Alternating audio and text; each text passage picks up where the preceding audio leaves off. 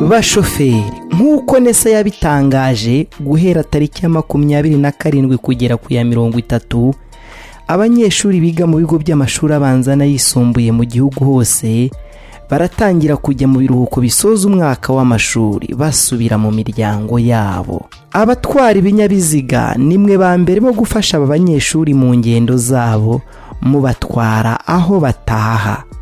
Dore ibyo polisi y'u Rwanda ibasaba: mwirinde amakosa yo mu muhanda no gukorera ku jisho, mucunganwa na kamera aho kubahiriza ibyapa. Mwirinde gutwara umubare urenze uw'ikinyabiziga cyemerewe gutwara. Muzirikane ko gutwara wanyoye ibisindisha ari ikizira.